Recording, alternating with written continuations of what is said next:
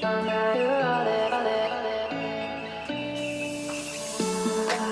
could wait 1,000 days. You never wait for me. You never wait for me. Even when I ran away, you're all that I could see. You're all that I could see when I could hardly. So hello guys, welcome back to the channel. मेरा नाम है छाया और आप देख रहे हो foodie रोडी vlogs. मैं आई हूँ एक नई जगह एक्सप्लोर करने के लिए। अभी मैं हूँ रानीखेत में और इस वीडियो में मैं आपको बताऊंगी कि आप कहाँ कहाँ रानीखेत में घूम सकते हो, कौन कौन सी जगहें आप एक्सप्लोर कर सकते हो और आप कैसे रानीखेत पहुँच सकते हो। अगर आप रानीखेत के लिए ट्रिप प्लान कर रहे हो तो ये वीडियो आपके लिए बहुत ज़्यादा इन्फॉर्मेटिव हो सकती है। तो स्टार्ट करते हैं कि आप रानीखेत कैसे पहुंच सकते हो। रानीखेत पहुंचने के लिए या तो आप गाड़ी से आ सकते हो, आप ट्रेन से आ सकते हो और आप बस से आ सकते हो। सबसे कन्वीनियंट वे है गाड़ी से आना, क्योंकि वो आपको चीप भी पड़ता है और आप अपनी पसंद की सारी जगहों पे घूम भी सकते हो। और दूसरा कन्वीनियंट वे है यहाँ पहुँचने के लिए ट्रेन से अगर आप आओगे तो आपको उतरना पड़ेगा हल्द्वानी उतरने के बाद आप वहाँ से बसेस ले सकते हो, शेयर्ड कैब्स और कैब्स भी चलती है। और सेम बस के लिए भी है, बस से आने के लिए भी आपको हल्द्वानी उतरना पड़ेगा। फिर वहाँ से बस स्टैंड से आपको लेनी पड़ेगी रानीखेत के लिए कैब। मैं आई हूँ बस से, दिल्ली से, और बस ने लगभग 6 घंटे लिए और 6 घंटे में उसने मुझे हल्द्वानी पहुँचाया। मैंने ओवरनाइट जर्नी ली थी और बस का चार्ज था अराउंड 700 रुपीज़। AC वाली वो बस थी। उसके बाद मैंने हल्द्वानी पहुंचने के बाद मैंने कैब्स के बारे में पता करा। कैब्स आपसे 2500 to 3000 रुपीज़ चार्ज करेगी। और अगर आप चाहो कैब से ना आना चाहो तो आप शेयर्ड कैब्स भी यहाँ से चलती है जो कि 400 रुपीज़ लेती है। मतलब बार्गेनिंग आप कर सकते हो। मैंने 400 रुपीज़ दिए है, मुझसे 600 रुपये वो पर पर्सन मांग रहे थे। हम 2 लोग आए हुए हैं और हमने 800 टोटल रानीखेत के लिए मतलब पैसे दिए हैं यहाँ आने के लिए। और दूसरा तरीका ये है कि बस, अगर आप बस से आओगे, बस बहुत ज़्यादा भरी हुई थी। पहले मैंने भी सोचा था मैं बस से ट्रैवल करूँगी।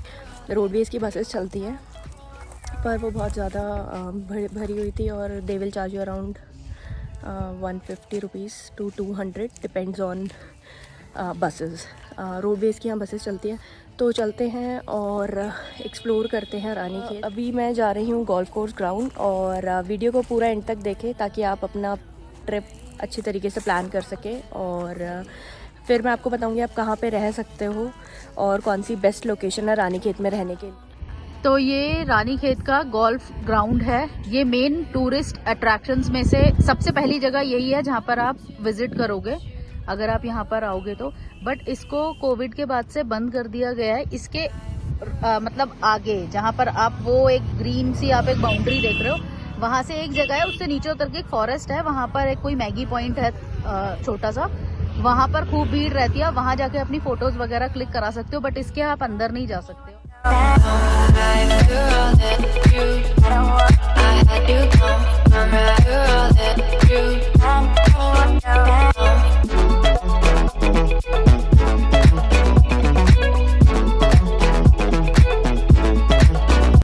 तो मैं हूँ अभी रानी झील में और मैं कर रही हूँ बोटिंग। 50 रुपीज़ इसके चार्जेस है पर मज़ा बहुत आ रहा है।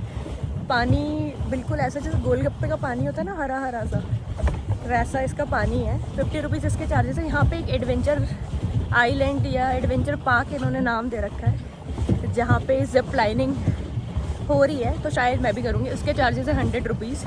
अगर आप रानीखेत आ रहे हो तो इस जगह को बिल्कुल मिस ना करें, क्योंकि मुझे तो यहाँ पे बहुत मज़े आ रहे हैं। प्लस फेफड़े मुंह में आ गए हैं। नहीं, इसको नैनी झील की तरह मत समझना। इतनी बड़ी नहीं है, वो छोटी सी है, बट आपको बहुत मज़ा आएगा यहाँ पे। तो इसको मिस बिल्कुल भी ना करें।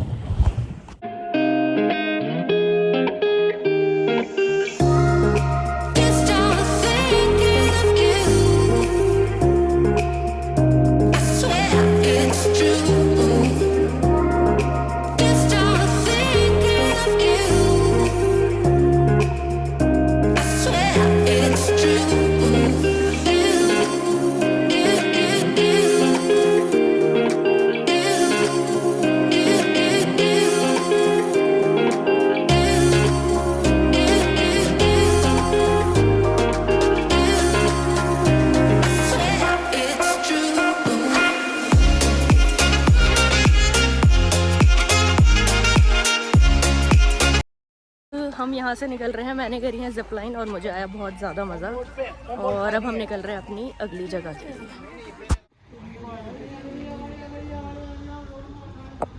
रोड पे मत खड़ी करना इंडिया वाले।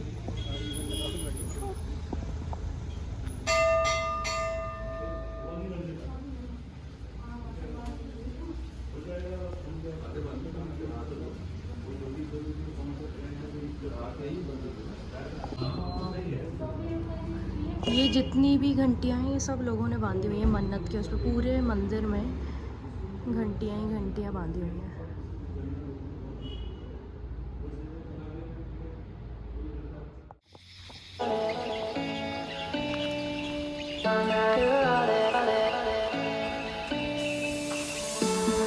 I could wait 1,000 days.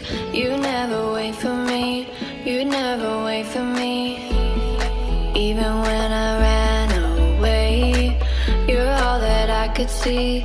You're all that I could see when. सबसे इम्पॉर्टेंट चीज़, जब भी पहाड़ों पर आओ हमेशा कंफर्टेबल फुटवेयर्स पहनो, क्योंकि अगर वो नहीं पहनोगे तो चल नहीं पाओगे और पहाड़ों पे बहुत चलना पड़ता है।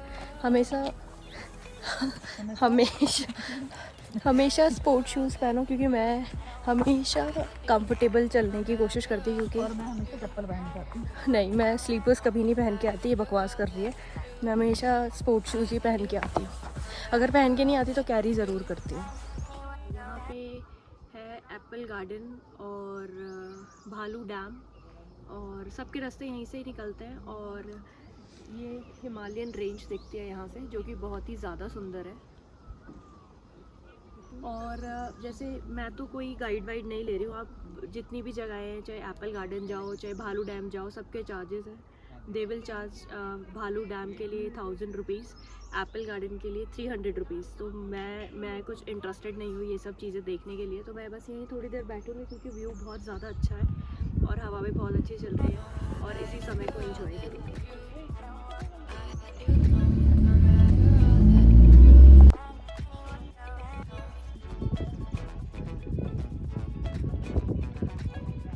अभी हूँ म्यूज़ियम में जो रानीखेत में है।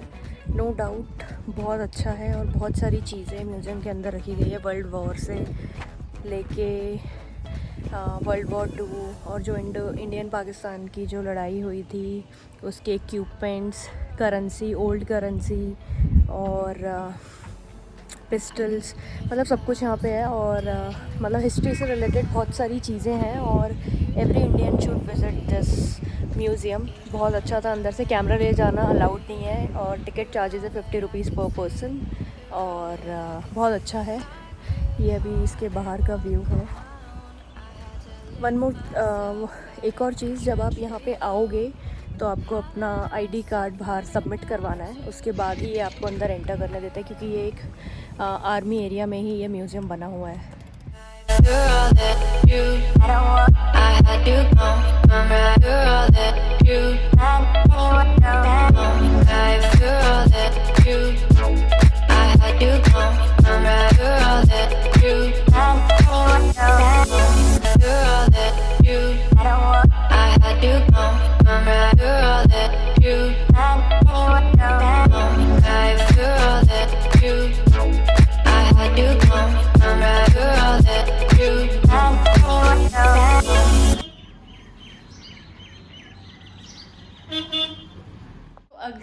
तो मैं अपने होटल में मैंने चेक इन कर लिया है। अगर आप स्टे की बात करो तो रानीखेत में होटल्स के ऑप्शंस अवेलेबल नहीं है, ऐसा नहीं है बट अच्छे होटल्स अवेलेबल नहीं है। अगर आप एक अच्छा होटल ढूंढ रहे हो तो रानीखेत मैं आपको सजेस्ट नहीं करूँगी। वहाँ पे होटल्स हैं बट बहुत ही पुराने बने हुए हैं और साफ़ सुथरे नहीं है, हाइजीन लेवल पे भी वो मुझे अच्छे नहीं लगे। फिर मैंने किसी से पूछा तो किसी ने एक भैया ने मुझे सजेस्ट किया कि मचखाली जाओ, तो मैं कैब लेके यहाँ मचखाली में आई हूँ। और जिस होटल में मैं रह रही हूँ ये बहुत अच्छा है, बहुत अच्छा व्यू है यहाँ से।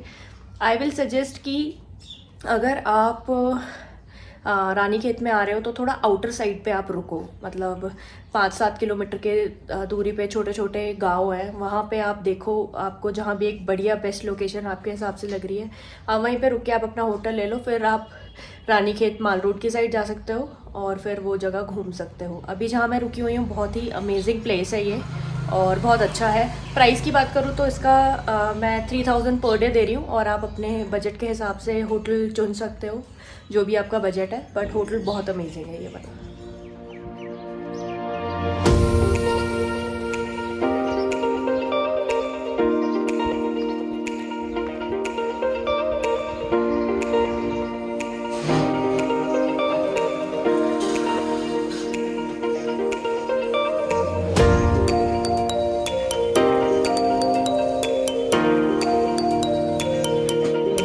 हम आए हैं ब्रेकफास्ट करने। ये हमारे रूम के साथ इंक्लूडेड था। ये हमने ऑर्डर किया ब्रेड ऑमलेट, आलू प्याज पराठा और इतना सुंदर व्यू। ये हमने ऑर्डर नहीं किया, ये हमें बाय कॉम्प्लीमेंट्री है।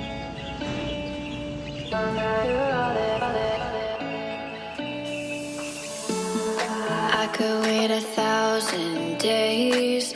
You never wait for me. You never wait for me. Even when I ran away, you're all that I could see.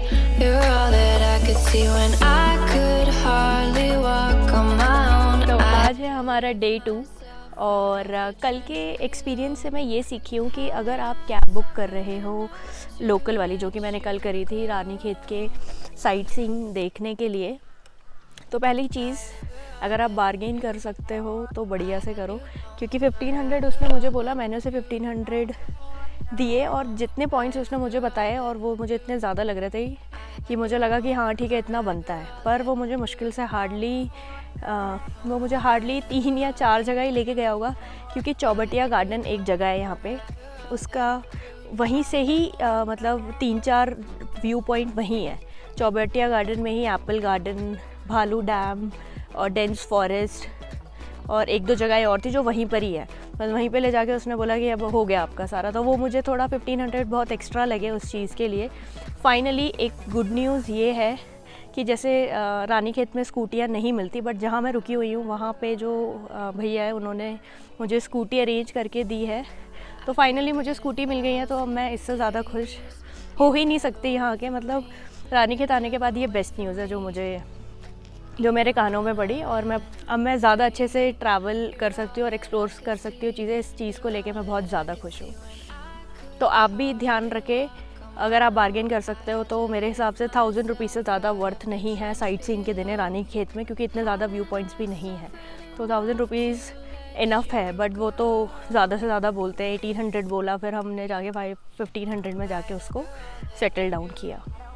View मेरे पीछे कुछ ऐसा है। मैं अभी लगभग 10 किलोमीटर चला के आ गई हूँ, फिर मैं यहाँ आके रुकी हूँ। ये मेरा फर्स्ट टाइम है कि मैं पहाड़ों पे स्कूटी चला रही हूँ। थोड़ा डेंजरस भी है, मतलब डर भी लग रहा है, बट एक्साइटमेंट भी हो रही है।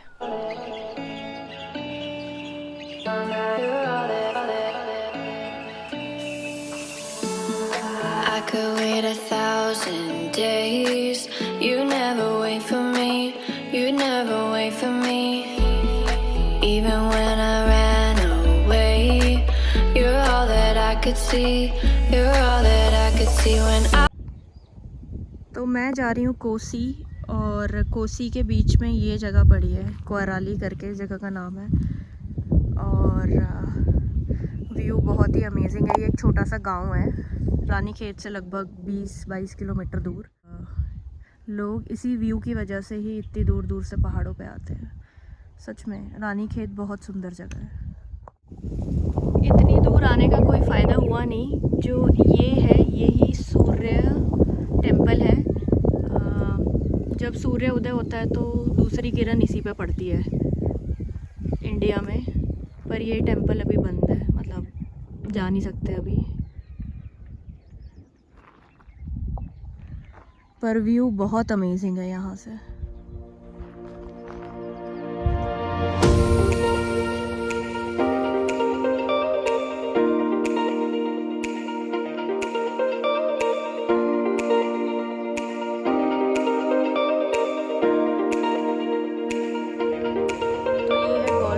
ग्राउंड के पास वाला फॉरेस्ट, मतलब अच्छा खासा डेंस है। अगर आप इधर से देखोगे तो यहाँ आप आ सकते हो, फ़ोटो वोटो बढ़िया खिंचवा सकते हो।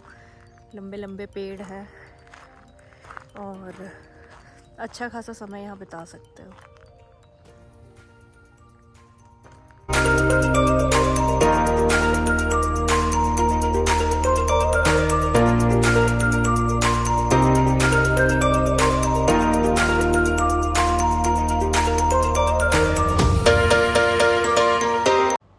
इस जगह को छोड़ के जाने में मुझे बेहद बहुत ज़्यादा दुख हो रहा था, क्योंकि ये मेरा आखिरी दिन था और मैं वापस दिल्ली के लिए रवाना हो रही थी।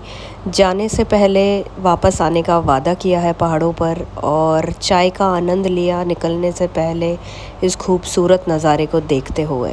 तो इसी के चलते मैं वापस पहुंच गई हूं अपने शहर दिल्ली। आके अच्छा तो नहीं लग रहा है, मैं बहुत मिस करने वाली हूँ रानीखेत को। जितने खूबसूरत मैंने लैंडस्केप वहाँ पे देखे हैं। मिलते हैं दोबारा, किसी नए शहर को एक्सप्लोर करेंगे साथ में। Thank you for watching this video. Like करना ना भूलें एंड सी यू सून।